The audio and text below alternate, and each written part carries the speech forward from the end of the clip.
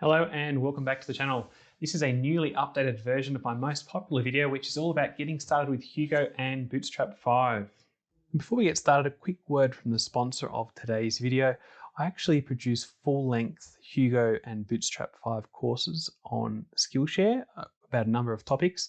So if you like today's video, please consider clicking on the link in the description below and you actually get a free 1-month trial of Skillshare. You can cancel at any time and you can watch all of my full-length courses and courses by many other great teachers on Skillshare. To assume you've already got Hugo and Visual Studio Code set up, and if you haven't, I've got a video which I've linked above, which is all about getting set up with Hugo, Visual Studio Code, and every other piece of software that you'll need for your development environment. On completion of this video tutorial, you'll be able to set up a new Hugo website without using a template, and you'll be able to implement the Bootstrap starter template using Hugo. Before we get started, I'll have a quick look at the finished product.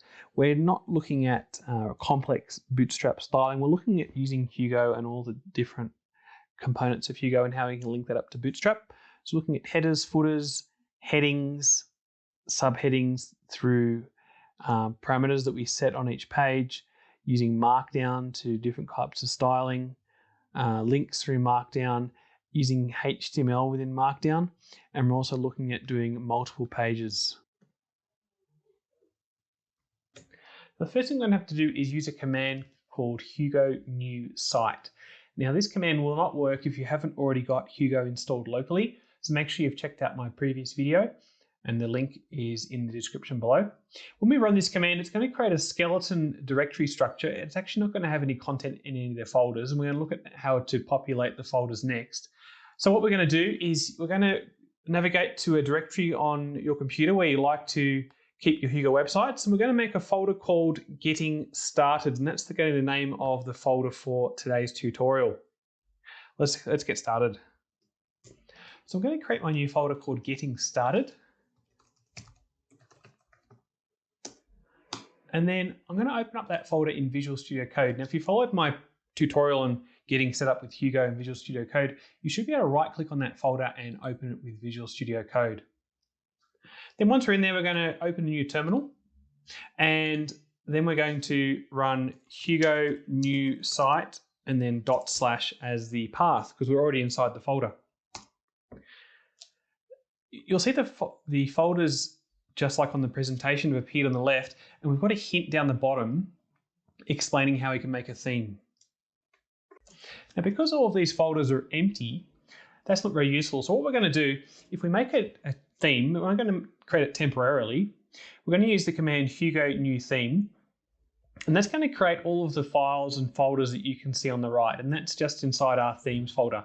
We're not going to use the theme for the actual site. We're just going to copy and paste the contents of that theme because it's much easier when you're getting started with Hugo to not use themes. So let's go ahead and do that.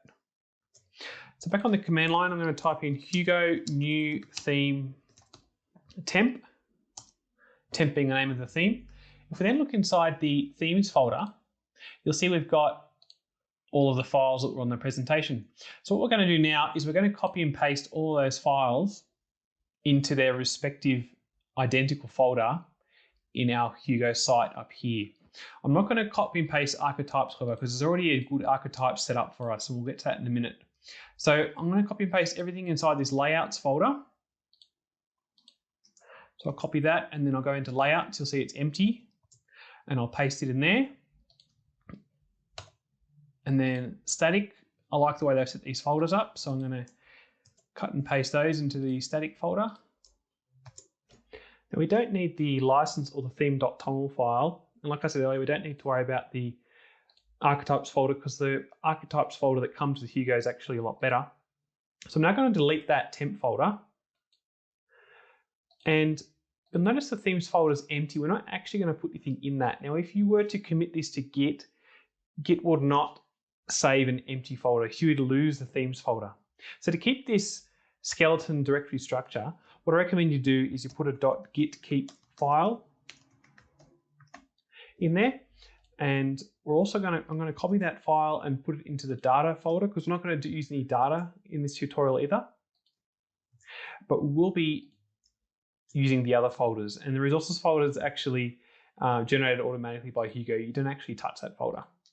So before we get started, you'll have an empty content folder, but you will need a git keep in data. You will need a git keep in your themes. So now we're going to go through the folders that appear in the Hugo project in the order that they appear. The first one's archetypes, and archetypes hold templates for the creation of markdown files. The default format for front matter is using YAML, and that's the markdown file that comes with the new Hugo site. However, the new Hugo theme actually gives you a TOML file, which is quite complex. If you know it's YAML because you'll have the 3 dashes above and below the front matter, and I'll show you what that means in a minute.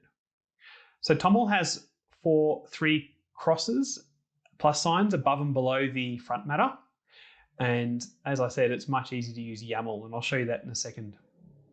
And each website page in your Hugo site has its own markdown file. That's actually a current limitation with Hugo. You cannot generate pages from data. You have to have a markdown file for each page in your website. And the actual content, the text for your page, that sits below the front matter, and that's after the 3 dashes, the closing tag. So let's have a look. We'll go into the archetypes folder and you'll see default.md. So that default means that whenever you create any new page using the Hugo command that we're going to look at in a moment, it uses this template to create it. Now, there's one thing I like to change on the default, and that is draft is true. And generally speaking, for the average page, I don't want it to be hidden on the site. Maybe if I'm doing a blog post and I'm drafting it out, quite possibly I want it to be a draft by default. But generally speaking, I'll change this to false. Draft is false. So whenever I make a new page for a site, it's ready to publish straight away. And that brings us to the content directory. Content directory is where markdown files for each website's page are stored. You can create new markdown files with the command Hugo new and then give the path of the actual page you want to create. For example, if you wanted to create a about page, we'd use Hugo new and then about/index.md. You could also do Hugo new and then about.md. But I prefer to use an index file inside a folder for that particular page. It makes it much easier later when using Hugo resources, which is in another video. So this will create a markdown file in /content/about/index.md. So the path you're providing with Hugo new is relative to the actual website, not the Hugo directory structure. And then once we've made that, when you navigate to your site, you'll be navigating to the domain of your site /about or /about/index.html. Markdown files are part of leaf or branch bundles. That's a bit of a complex topic that we'll be looking at in another course. For now, we're just going to use some simple examples and you just have to copy them. So our content folder is currently empty. So let's go ahead and we'll make a new home page with the following command. So we'll bring the terminal back up and run Hugo new _index.md. It's really important to use that underscore before index. And again, the leaf and branch bundle thing we'll get to later. All you need to know for now is that your index page for your whole site needs to be _index. We'll hit enter and then we'll go into our content folder and you'll see there's an _index.md and that links up with the index.html there. Now, because there's no actual name given to this file, Hugo doesn't know what to call it. So we're going to go into the markdown file and we're going to call it home. And we'll save that. Now, like I said in the archetype section, below those 3 lines, we actually put the content for the page, the text. Now, Hugo uses Markdown, so we've got a lot of things at our disposal. Let's have a quick look at a quick guide to Markdown, and I'll have that link in the description below to help you guys out.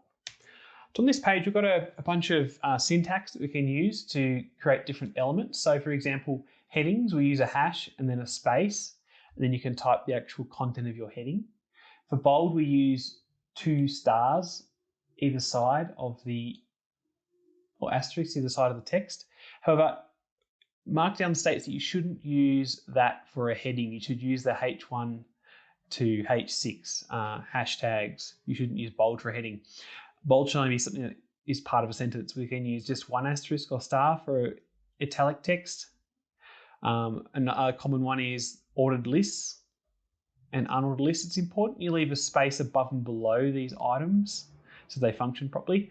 If you're going to be inserting some code, you can use the backtick before the code, and it puts this as turns into a code block for formatting. We've got HR, or horizontal rule, using the 3 dashes, and then links and images are also very common ones. There's a bunch of extended things in here, and most of it's actually supported by Hugo. For now, we'll just have a look at these examples up here in our Getting Started website. I'm not going to worry about putting in a heading. I'm going to, for the purposes of this tutorial, I'm going to actually generate that with HTML. Let's start putting in a sentence. So we'll put in Hugo supports markdown, which enables you to do many things, including bold, italic, and these examples below.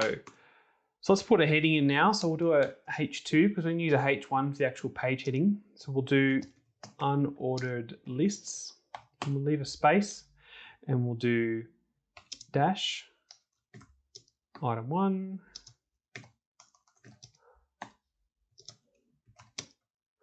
and then we'll do another heading 2. We'll do ordered lists, and then we'll do item 1,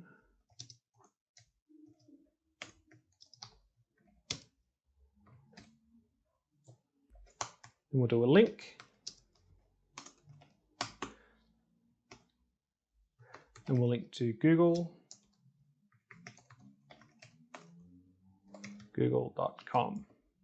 Now you should only have one empty line at the end of your file. So we'll save that. Now the next folder is the data folder. And as I hinted at before, we're not going to be using data in this website. Data is for information which is shared between multiple pages. It's a really convenient place to put information which you're going to share between multiple pages. If the information or the data is just for one page, we'll usually store it in the front matter of that page. The data folder supports YAML, which we've just been doing for the front matter, TOML and JSON. And you can insert the data into each pages, but you must have a markdown file for each page. You can't actually generate pages directly from the data folder. And we'll be looking at data in a later video. As I did before, you need to have a git keep file in this folder, otherwise you'll lose that directory structure. Now the layouts folder. Markdown files aren't actually rendered if you haven't got layouts set up. We've currently got some files for layouts, but they haven't actually been populated correctly. So if we want to start up the Hugo server right now, you actually wouldn't see anything at all. So layouts define blocks, and those blocks are included in the base of.html. I'm about to go into that. And because we've copied the skeleton files from a new theme, we've actually got the basics already covered. So the first file we're going to look at inside the layouts folder is the base of.html file. And this is where we define the skeleton of the website, the base HTML tags. And it generally doesn't change throughout your website, so you've only got to define this once for the whole site. And to set up the base of.html, we're going to be copying and pasting the Bootstrap 5 starter template code using this link. We'll do that in a moment at the end of this slide. Partials are included using the following code, and the file that you refer to in the inverted commas is relative to the partials folder, and you don't have to put h.html on the end, that's optional. And blocks are included using the following code. And between these two curly braces, you can actually put some default content in case the block isn't defined. Something you may not have realized is after head, there's a space and then a full stop and a space. It's super important you include that. And later on, you'll be looking at how you can customize that. And that's called the context. But if you want to include, if you want the partial to have access to everything on your site, all of the variables, you just need to put in a dot. And same with the block. It's super important that you put that full stop in. So let's check it out. We'll go into our layouts folder. I'm just going to close the rest. So we're going to layouts, and we're going to underscore default, and we've got base-of.html. And this is what came with the basic theme. I'm going to get rid of this content div. It doesn't always play well with Bootstrap. And then what we're going to do is we're going to head over to the Bootstrap docs website. Now it's really important that you are on the Bootstrap 5 site.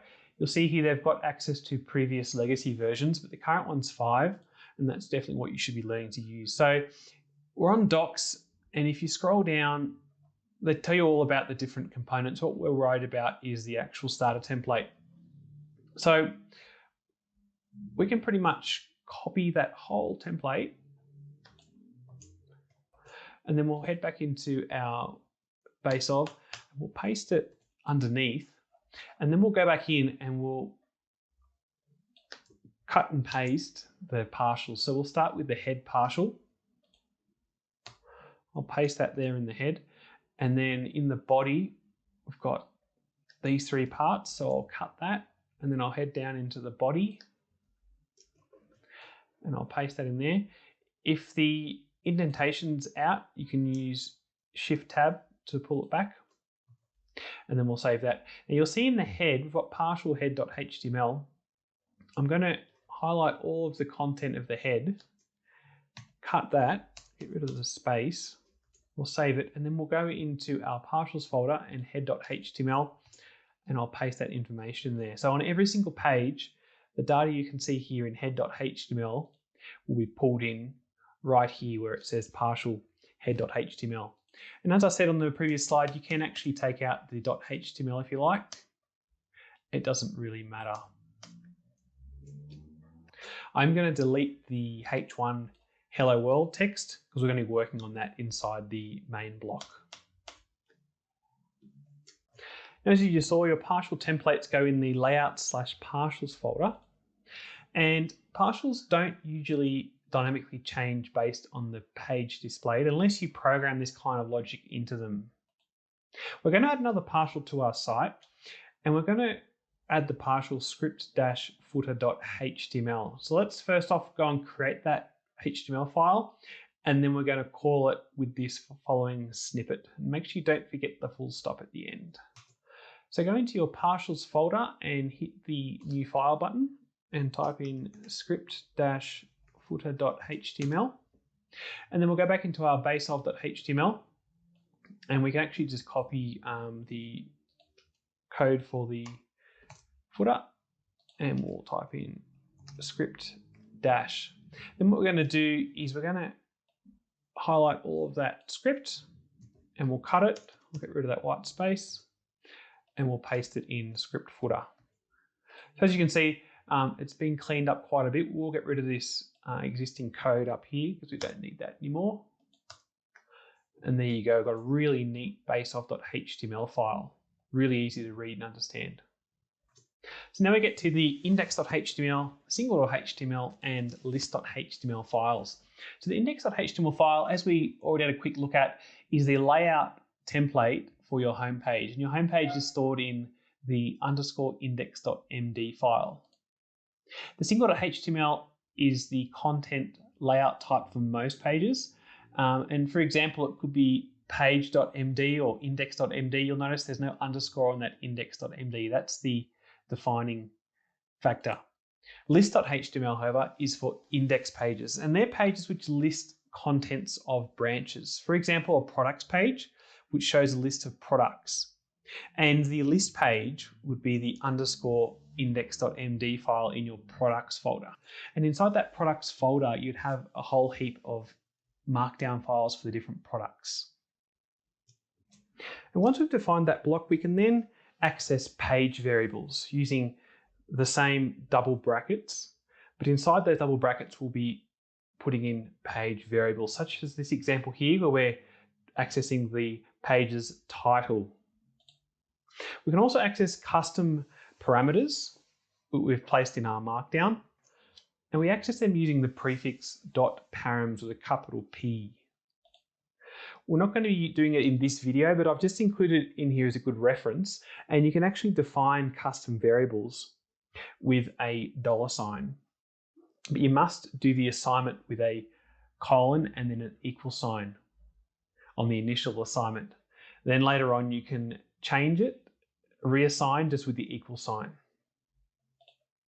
It's good practice to use camel case, and that is, as you can see in my examples here, I've started subtitle with a lowercase s, and I've started custom with a lowercase c, but the second word, I've used it capital to differentiate between the two words so they don't blend into one. By default, Hugo uses Pascal case for its own variables, and they start with capital letters, whereas we're going to use camel case, which starts with a lowercase. And that means you can keep your own variables separate from Hugo's. It makes it a lot easier. So let's give it a go. We'll go into our index.html to start with, and we're going to have to put in 2 curly braces and define space, and then inverted commas and main. And then, as a good practice, we'll put in our end tag already so don't forget. First thing we'll do is we'll put in a heading. So for this example, we'll use the website's title on our homepage. So what we'll do is we'll do some curly braces and we'll do dot site with a capital S dot title. And that's going to return the title of the site. Now, if we go down to our config.toml, you'll see here that's the title of the site, My Hugo New Site. We'll leave that for now. We're going to do the configuration later. And the next thing I talked about in the slide was custom parameters. So we'll put in 2 curly braces, and we're not going to use .site because we're actually going to refer to the page itself. And we'll do .params with a capital P, or .subtitle. Notice it's a lowercase s for subtitle, and that's because we're using camel case for our own parameters. So we'll save that. We'll go back into the content folder and open up the index.md. Underneath draft, we'll put in subtitle. This is our own custom parameter.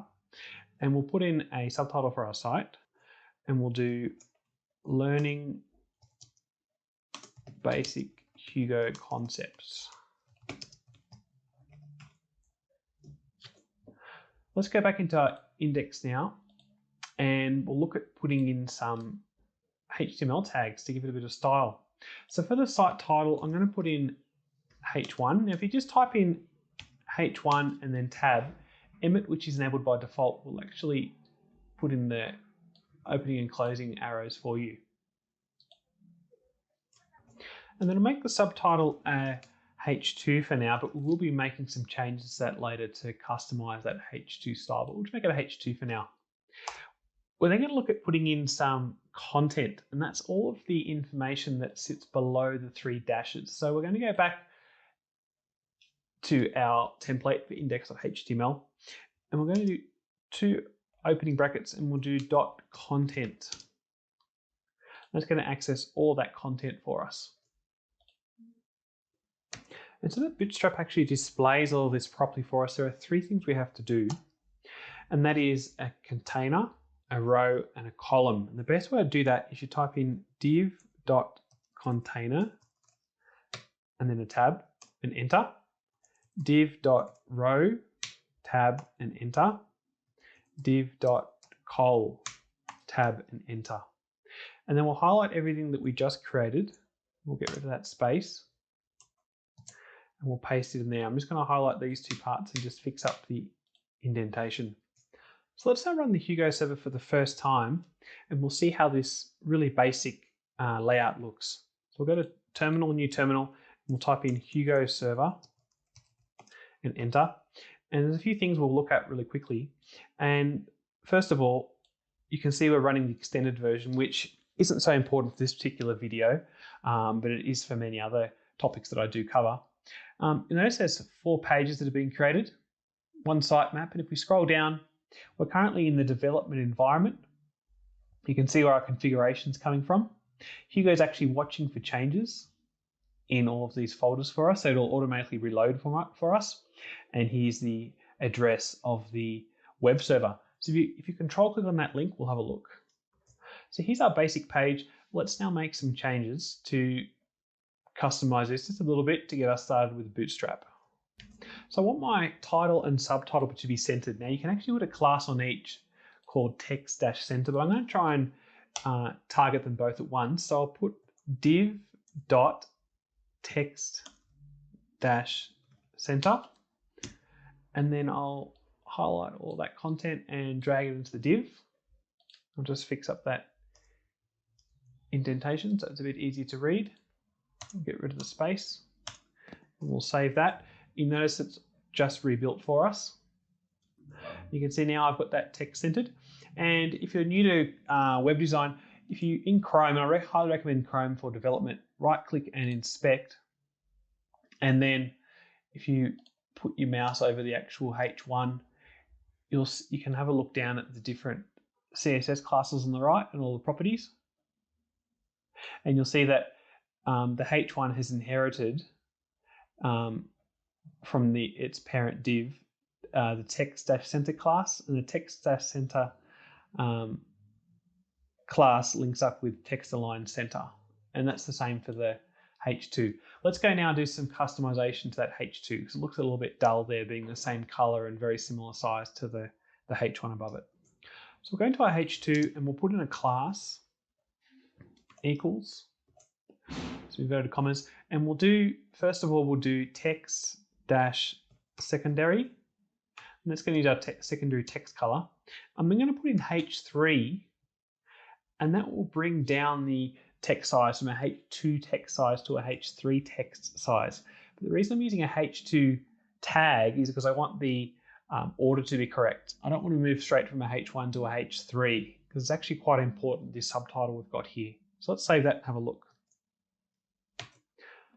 So there you go, we've changed the color of our subtitle and we've also decreased the size of it. So if we right click and inspect, I'll just pull it across a little bit, we can see that it's using the font H3 font size and the secondary text color.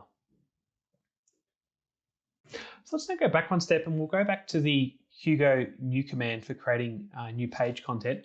So we'll do Control-C to kill that server and we'll go back to Hugo new and we're going to create a contact page. So we'll do Hugo new contact/index.md and we'll see in our content we've got a contact folder and an index.md and it's pulled in all the defaults from the archetype there. Let's go in now and we'll put some really basic content into our contact page. You'll notice it's already pulled in the title of contact for us because of the folder that we created the index file in. That's the problem when you're creating an index, it doesn't actually know what it's called. So I'm just going to pause the video and pop some really basic content in. Now, before we can run the Hugo server, we've actually got to create a template for our contact page. And that's where the single.html comes in. So we'll go into our index.html. We'll just copy everything in there. We'll go to single.html, we'll paste it in. But I don't think we need the centered text. So I'm going to just get rid of that div altogether and then get rid of that indentation and get rid of the white space.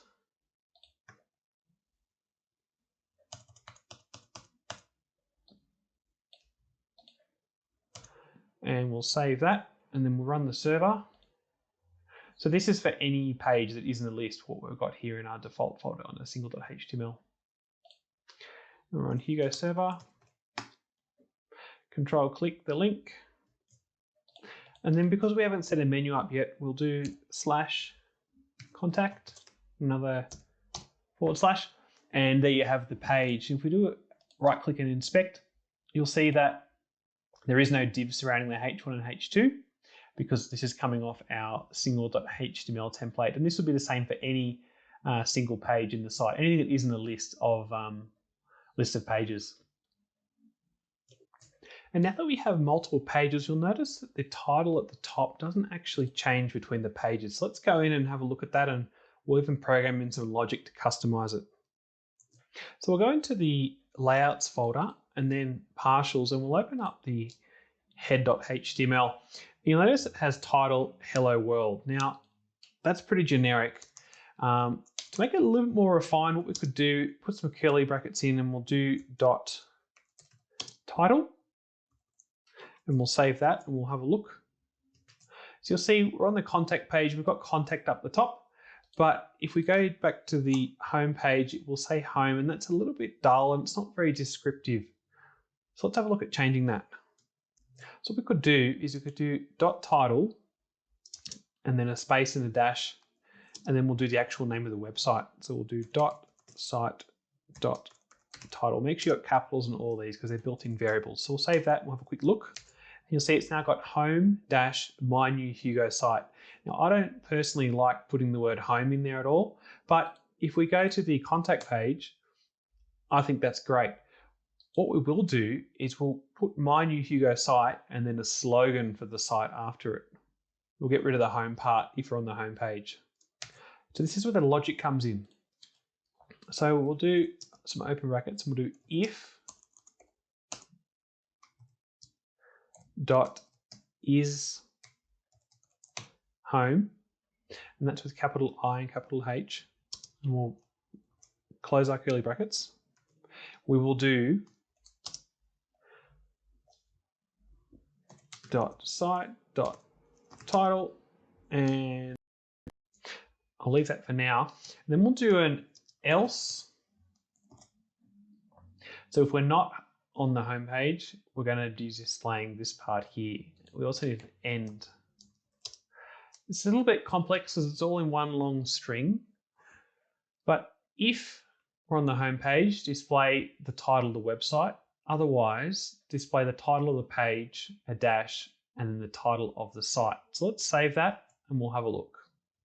So we're on the home page and we're only displaying the actual title of the site. We'll then go to the contact page and you'll see we've got the name of the page and the name of the site. What I'm going to do now is we're going to put some more logic in there to display a slogan after the actual title if it is present in the configuration file. Now, this is getting a little bit complicated. What we can do is we can actually put this on multiple lines if we must, but we don't want to end up having spaces and new lines present.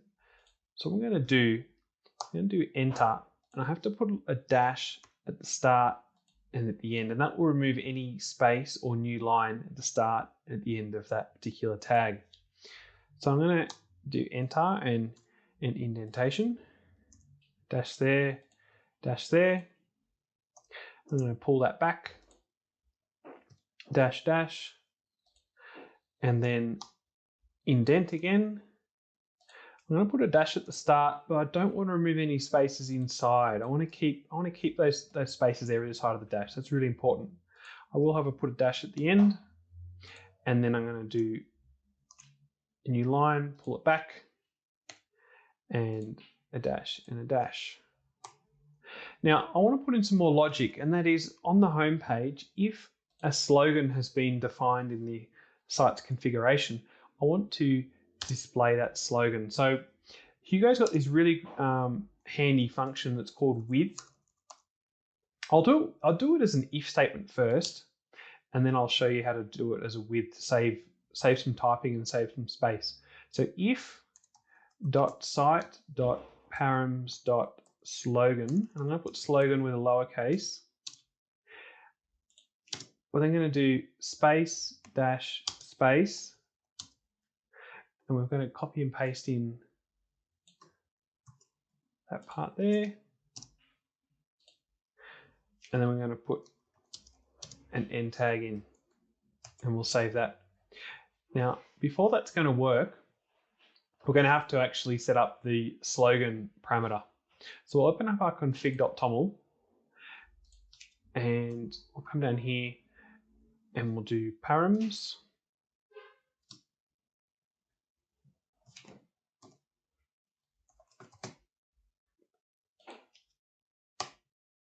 And then we'll do slogan equals super fast. And we'll save that. And you'll see, because we're on the home page and we've set a slogan, the slogan appears at the end. Let's go back now and we'll change that a little bit. So first of all, I'll show you the with function. So we've got if.site.params.slogan, and we've mentioned again .site.params.slogan. What we can do is we can change that if to a with, Width does get a bit tricky sometimes, but it's pretty easy in this case. And all we have to do is leave a full stop in there. Width assigns this variable here to the dot. So you can't actually access directly anything else other than this variable here. So the width command's working really well. Our slogan's showing up. Let's have a look now at how to disable that. So you open up the config.toml file. There's actually a shortcut in Visual Studio Code. If you highlight the whole line and do Control-K-C, it comments out the line for you. So we'll save that. We'll go back into the site. And because the parameter isn't present, it doesn't actually come up because we've used the with or an if. Either way, with or if, same thing. It doesn't actually come up at all. Let's have a quick look at the code. So all of this part here won't actually show up if that parameter isn't present, the slogan parameter. So we'll end up just with the .site.title because we've commented it out. You guys are really good at using the with function. Let's have a look at the index.html layout and how we could improve that with the with function. So we'll close these two folders. In the layouts folder, open up index.html and you'll see that we have a h2 tag here with .params.subtitle. Now, if .params.subtitle isn't available, which may be the case, you'll have an empty h2 tag. So let's first of all disable the subtitle and let's check out what Hugo generates. So we'll go into the content folder and open up _index.md. That's your home page, your index page. And we'll go up into the front matter up the top. We'll highlight the subtitle and we'll do Control-K-C to temporarily comment it out. And we'll save it and we'll go check out the website in the browser. So you can see the subtitle's disappeared. Let's right click on the title and then we'll inspect it. And we'll look just below it. You'll see you've got a h2 tag there and it's empty. We can avoid that empty h2 tag appearing using the if or the with command. We'll start with if first of all to make it a bit simpler, and then we'll change it over to with. So we'll go back into index.html and then just above the h2 tag, put in some double curly braces and we'll do if.params.subtitle, make sure it's lowercase s on subtitle, and then after the h2, we'll put an end tag in to end that if statement. Then we'll go and check out the browser. So the h2 tag's now disappeared because the subtitle parameter doesn't exist. Let's now convert that to a with statement because it uses less code. So just like last time, we'll change the word if to with, and then we've now assigned .params.subtitle to the dot, so you can remove all this text here. It actually won't work as it is. I'll be going through with statements and Hugo's context in another video. Let's save it and have a look. So it's working great. Let's move on. And before we move on, there are two more aspects to this website we need to cover briefly, and that is the header and the footer. So back in Visual Studio Code, if you go into your partials folder, you'll see header and footer. Don't mistake header for head. You actually need header. Now there are three things you need with Bootstrap, as I mentioned before, and that's container, row, and column. Now we're going to use a fluid container, and that means it's the full width of the page. So we're going to do div.container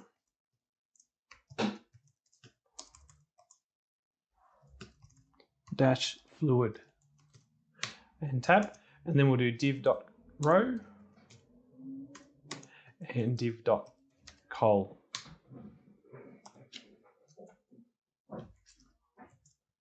I'm going to put some basic text in there. I'm going to do that with a span. And the class I'm going to give it will be h1. And we'll just write page header for now. And we need some background color to this just to highlight the fact that it is actually the page header, so we can clearly see what part of the website is put aside to be the header. So we'll do bg-secondary, and then we'll have to do some white text. So in the span, we'll do text-white, and I'll show you on the Bootstrap website how that works. So under utilities in the Bootstrap 5 docs, you'll see background, and here are all the background classes that we can use. A really handy one is bg-body, and that replicates the same color which is used in the actual body of your website. And there also is transparent, another really useful one. But at the moment we're using secondary. You could just as easily use dark or light. And then if you go to colors, we've got all the different colors here we can apply to text, and it's very similar to background. One thing to note, however, is if you're using any of these colors which don't contrast well with the white background, for example, the orange, the light blue, the white, for example, Bootstrap's actually put a black background on it manually. That isn't included with the text. So for now, we're going to use text white. You could just as easily use text light. I think it looks a lot better. So we'll save that and we'll run Hugo server again if you haven't already got it running. Then we'll control click the link. So there's our header, and we've got a nice dark grey background, not for visual appeal, but just so we can see which part of the page is a header and which part isn't. There is a bit of a clash there with the bottom of that G and the bottom of the header because there's no margin or padding there with the text. So let's go back and let's fix it up. I also think the text is probably a little bit large if we wanted to put something in there. So let's go back and we'll fix those things up and have a look how it works. So we'll change that H1 class to a H2 class. If it actually was a proper heading, you'd probably use a H1 or a H2 tag. We can't actually control margin above and below with a span, but back up in the column, we'll do some padding. So P-3. You could do PY3 if you wanted for just above and below, but I think we'll use P3 so we've got padding on the sides as well. Let's have a look how it looks. So now we've got the padding on the sides and the top and the bottom. We might have to change it to 2 above and below. So if we look at our column, also we've got 16 pixels above and below. I think I will keep the, maybe we'll go P2. We'll try it here out in Chrome. If we double click on it, we can actually do a quick test. And it looks much better with P-2. So we'll go back into Hugo and we'll change the P3 to P2. And then we'll have a go at the footer. So we can actually copy and paste that. We'll pop it into the footer.html. This time we'll change it to BG dark and we'll change our text to text light. I think white text contrasts too much with the dark background. And then we'll change it to page footer. But this time the text is going to be a lot smaller. You can do FS-5, for example. That means font size. We'll save that and we'll have a look. And I think for a really, really, really basic layout, I think that's looking good. I've got heaps more videos on my YouTube channel where we do much more work with all these concepts. And obviously, as I said at the start, I've got the full-length Skillshare course to get you started with Hugo. Anyway, let's move on. So the next folder you'll see in your Hugo website is the resources folder. You actually don't put any files in this folder. It's managed by Hugo. Whenever you run the Hugo server or you build a Hugo site, Hugo keeps all of its files in there so it can access them quickly.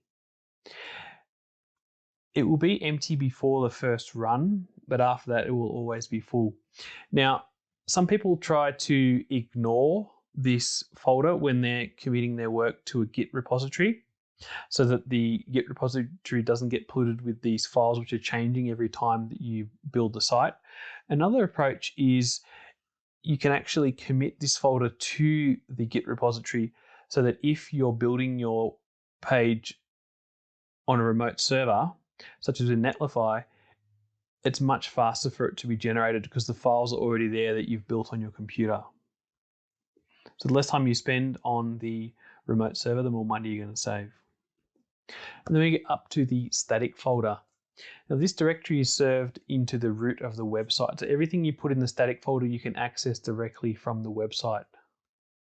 So for example, if you've got a file in static/img/home.jpg, you'll be able to see it on the actual website at /img/home.jpg. What we're going to do now is we're going to create a main.css file in the CSS folder that we already have and a main.js file in the JS folder that we already have there as well. And then we're going to import these files into the header and also into the script footer partials. In another video, we'll look at how to deal with the assets folder. And I've actually got a full course on Skillshare on SCSS and SASS building. So let's give it a go. We'll just close some tabs because we've got way too many open. We'll need the head. So we'll go into our static folder and we've got our CSS folder. We'll make a new file and we'll call it main.css. This is for any additional CSS. It isn't the way I normally work with Hugo, but it's a great way of getting started. And then our JS folder will do main.js. You could do index.js and index.css, totally up to you. We then need to import them. So what we'll do, we'll start with the head. And underneath our Bootstrap CSS, we'll put in a comment. And these are all removed by Hugo when it's built, so it doesn't hurt to put some comments in. And we'll do our additional CSS. Now, with Emmet, which is built into Visual Studio Code, you can actually type in link. And if you do tab, it's not quite that useful, but so we link :C, and automatically will be referring to CSS. We'll get rid of style and we'll do /CSS/main.css. It's important you put that slash in there because if you're a few levels deep into your website, at least this will be referring to the root of your website. Then we'll save that. Then we'll go into the script footer and at the bottom we'll do a script, but as before, if you hit tab, it's not very useful. So we'll do a colon. There's only one option for script, so colon's enough. And we'll do /JS/main.js and we'll save that and we'll have a look. So nothing's changed because we haven't actually put anything in those two files, but if we right click and inspect, we can have a look at our code and you'll see in the head, we've got our style sheet link there, which is great. And at the bottom of the page, we've got our JS file linked. Now, if we go to sources, you can actually check them out and you'll see we've got our CSS. The JS one isn't displaying because it's empty. Here we go. It's come up because it's empty. But they're working for now. So let's move on to the next topic in this brief overview. Now, the themes folder, which we've already touched on at the start of this tutorial, it's where we place themes. We use it for a temporary theme. You can actually download themes off the Hugo website. You have to configure Hugo to use the actual theme. It won't happen by default. And Hugo has a lookup order to deal with duplicate files. That's when you have a file in both the base directories of your website and also the identical directory, but inside a theme. You can now delete the temp theme, as if you haven't already, as we only used it as a template. Now, in terms of configuration, we're currently using a config.toml file, and that's generated by default by Hugo when you run the Hugo new site command. We're now going to convert that to a YAML file, as it's much easier for beginners, especially when you're nesting data. That's when you've got different multiple levels of data. So the first thing we're going to do is rename the file to config.yaml. We're going to highlight an equal sign in the space before it, and we're going to change all of them to a colon. And that works well for most things. Let's have a go at that. So we'll right click on the config.toml and we'll rename it to config.yaml. And then we're going to highlight an equal sign in the space before it and right click and change all occurrences. We'll do a backspace and put in a colon. You can, in theory, get rid of the inverted commas. They aren't required unless it's a complex string. It automatically detects. Now, this we've got one level deep here for params. We can actually remove those brackets, and say you were using the slogan, you'd have to make sure it was indented in one level deep. So we'll save that. And the last thing we're going to do is enable the rendering of unsafe HTML. So by default, Hugo won't render any HTML that you type up in a markdown file for security reasons. And I find it quite useful to be able to put HTML in markdown files because it gives that extra level of customization, especially when using Bootstrap, for example. So to enable it, we need to include the following configuration in our config.yaml file. So let's go ahead and we'll give that a go. We'll put some HTML into a markdown file and we'll see what happens with Hugo by default when, as Hugo doesn't have rendering of unsafe HTML enabled by default.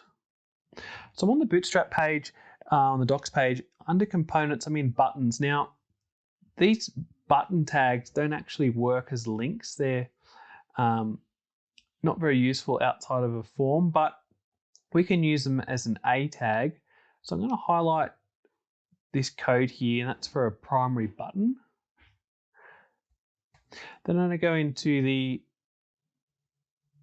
index.html, and underneath the content, I'm going to paste in that button, and it's just called here link, and we'll save that and we'll have a look. So I'm going to go into the content folder and open up the index.md for the homepage. Below that Google link, I'm going to paste in the HTML code. I'm going to save that, and then we'll have a look. You notice here it hasn't actually rendered as a button, so we'll right click on it and inspect. And we'll see it says raw HTML omitted. So Hugo's default security settings are it's actually stripping that HTML out for safety reasons. Let's now enable inline HTML in markdown files. So we're going to put this configuration into our config.yaml file. So I like to put my params at the bottom.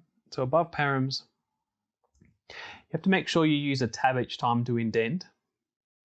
There are a wide variety of options you can set up within markup. Goldmark's the current renderer that Hugo uses, so you're going to be inside markup and Goldmark if you're trying to change the settings for the markdown files. And we're looking at renderer and then unsafe. Now, you definitely don't put brackets around true because it's either true or false. It's Boolean. It's not a text string. So whatever you do, don't put brackets around, inverted commas around true. So we'll save that and we'll go back to the site. And as you can see now, it's actually rendering as a link. It's doing what we asked it to. So if we inspect that, you can see the actual A tag has been rendered by Hugo. So congratulations on making it this far. If you enjoyed this video and you feel like Hugo's something that you'd be really good at pursuing, I've got lots of other videos on my YouTube channel. And as I said, I've got the full-length courses where I put a lot of time and effort into on Skillshare. There's a link below. If you click on that link, they'll give you the free month. You can leave at any time and you can watch all of my full-length courses for free. If you have any difficulties with this tutorial, I've left a link in the description below for a GitHub repository of the completed tutorial. Otherwise, feel free to leave me a message below in the comments section. If you've got any questions or comments, please leave them below. Hit that like button if you enjoyed the video, and please subscribe and hit that bell notification to get regular updates from this channel. Thanks very much, guys. I'll see you in the next one.